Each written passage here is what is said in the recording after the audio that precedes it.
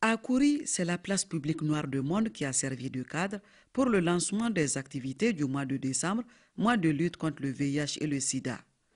Organisé par le secrétariat exécutif régional de lutte contre le sida, l'événement a été marqué entre autres par les témoignages des personnes vivant avec le VIH sur les modes de transmission et de prévention de la maladie et aussi par des sketchs de sensibilisation pour attirer davantage l'attention de la population sur ses effets néfastes.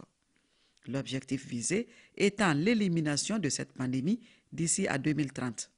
Cette initiative, essentiellement orientée sur le traitement, sera axée sur les 3 x 90.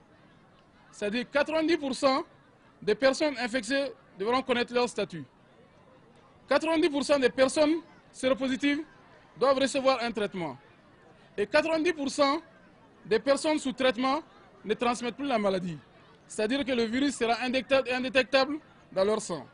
Si l'occasion était propice pour le maire Balandaou de se réjouir du choix porté sur sa localité, elle fut tout de même une opportunité pour les autorités régionales d'exposer les défis auxquels la région est confrontée dans cette lutte anti-sida. La région de Sikasso est ravagée aujourd'hui par le phénomène de l'orpaillage qui prend de plus en plus de l'ampleur dans notre pays.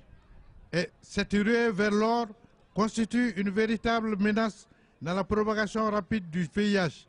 Cela s'illustre par les dernières données de l'EDSM 2012. Au niveau du secrétariat exécutif du Haut Conseil de lutte contre le sida, nous sommes en train de prendre des dispositions pour intensifier et accélérer la sensibilisation et en apportant l'information et les différents outils au niveau des populations dans ces zones d'orpaillage-là. D'emblée, des laboratoires ambulants ont été érigés sur les lieux pour le dépistage gratuit du VIH-Sida.